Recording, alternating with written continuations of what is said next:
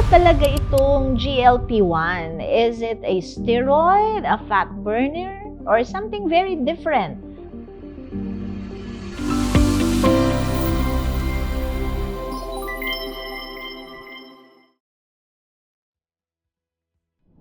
Sikat na sikat ngayon sa social media ang paggamit ng mga gamot para magbawas ng timbang. So from Hollywood celebrities hanggang sa ating favorite influencers, nakakagulat ang pagbilis ng pagbawas ng kanilang timbang. Ngayon, ano nga ba ang kanilang ginagamit? Alamin natin ito sa episode natin ngayon na Real Talk with Doc. Ako ang inyong host, Dr. Ira Yu, ang inyong kaagapay. Ngayon, pag-uusapan natin ang miracle weight loss drug o mga GLP-1 drugs. Ang iba, ang tawag nila dito actually magic eraser para matanggal ang fat sa kanilang katawan. Pero ano nga ba ang totoo? Miracle shots ba ito or nabubulag lang tayo sa hype? So para talakayin ang ating mga katanungan, makakasama natin ngayon si Dr. Florence Gan, isa siyang endocrinologist. So Doc, welcome to our show. Hi, Dr. Ira. Salamat sa inyong pag-anyaya sa akin sa programang ito. Ako ay very excited mag-share ng maganda at useful information para sa ating mga ka-BK Barangay. So start tayo sa pinaka-basic, Doc. Ano ba talaga itong GLP-1? Is it a steroid, a fat burner, or something very different? Bakit siya tinatawag na agonist? Alright. Napakagandang katanungan po ito, Dr. Ira. So, para madali nating maintindihan ang konseptong ito, unahin muna natin ang GLP-1 at susunod po ang agonist. So, GLP-1 stands for glucagon-like peptide 1. It is a natural hormone na produce ng ating katawan mula sa bituka or intestines. Matatagpuan din po ito sa iba't ibang parte ng ating katawan tulad ng brain, and pancreas or lapay. So ano bang trabaho ng GLP-1? It helps regulate our appetite. Pagpunta nito sa ating brain, it can increase satiety, so mabilis mabusog.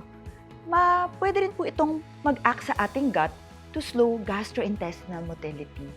It acts also on the pancreas or lapay to increase insulin secretion and it will eventually improve our sugar po. Punta naman tayo sa dakong kabila, which is our agonist. It is a substance which can initiate a natural response when combined with a receptor. So para mabilis natin tandaan po or maintindihan ang konseptong ito, meron tayong padlock and key model. At dahil dyan, may baon na kong padlock at key. So, Dr. Ira, sasabihin natin na ang padlock ay isang GLP-1 receptor. At yung natural GLP-1 ay isang susi. No? So, kailangan po specific at unique ang GLP-1 natin o itong susi para mabuksan natin ang ating susi tulad ng ganito. Okay, perfect. Diba? So, ano naman ang GLP-1 receptor agonist o itong mga gamot? So, sila ay mga tinatawag natin gaya-gaya substance, no? Na kaya nila magmukhang GLP-1 na natural hormones para buksan din po itong padlock. So for example, naiwan mo ang susi ninyo sa bahay at meron kang hair clip, 'di ba? So yung hair clip na 'yun, pipilitin po nating ipasok po dun sa ating padlock at try din pong bumukas. Okay? So that's how GLP-1 receptor agonist will work. So Doktora, what you're saying is that this drug basically tricks our brain into thinking na kumain tayo, napakaraming pagkain sa buffet, pero ang isip natin parang konti lang talaga ang kinakain natin. I like that concept that you interjected, no? It basically addresses the biological signals of hunger and more than discipline or willpower, Dr. Na sinasabi nila, it actually changes the chemistry of how you feel full. Pero Doc, lahat pa ng GLP-1 agonist, pare-pareho ba sila? Meron bang pang-diabetes? Meron bang pang-weight loss lang? We know that there are multiple types of GLP-1 agonists in the market which can all control our blood glucose as well as result to weight loss. And the difference would only lie with how they look like, their structure, their dosage, effectiveness, and FDA approval. Okay? So we have 3 types here in the Philippines.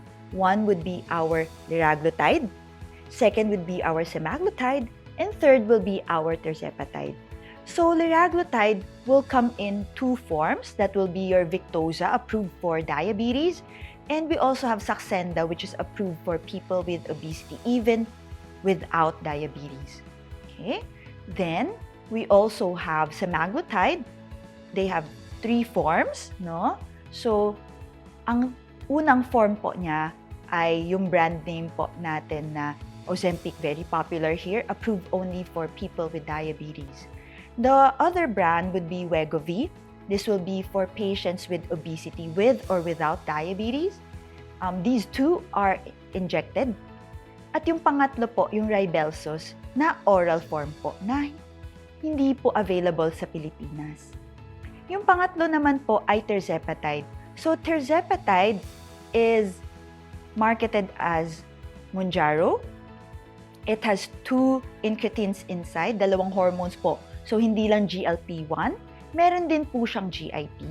Ang maganda po sa GIP ay, besides sa additional benefit of improving our sugar, reducing our food intake, it can also reduce drug-induced nausea.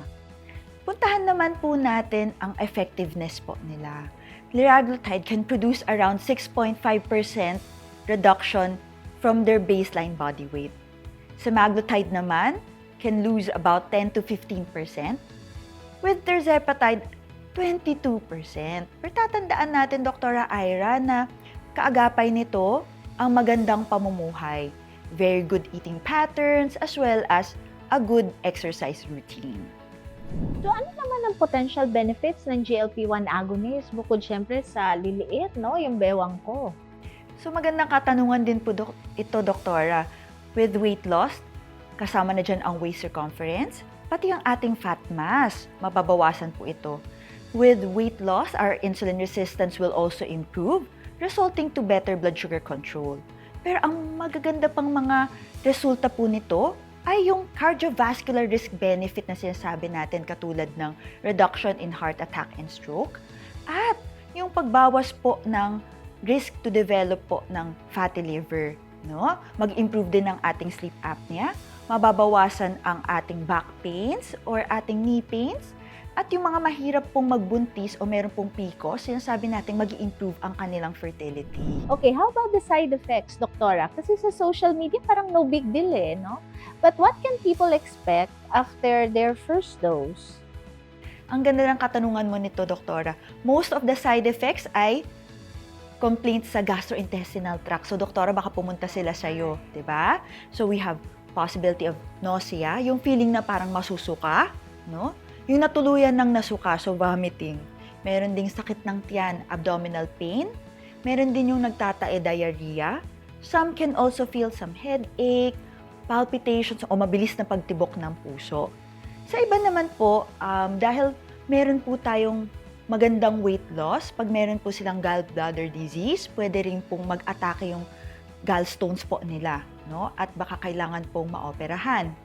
Because it can also bring our sugar down, some can experience hypoglycemia, kaya kailangan po nilang bumalik sa doktor po nila para mabawasan po yung ibang mga gamot. So, tumpak. So, there you have it, mga kabarangay Belkens. Alalahanin na health over aesthetics. Always our rule.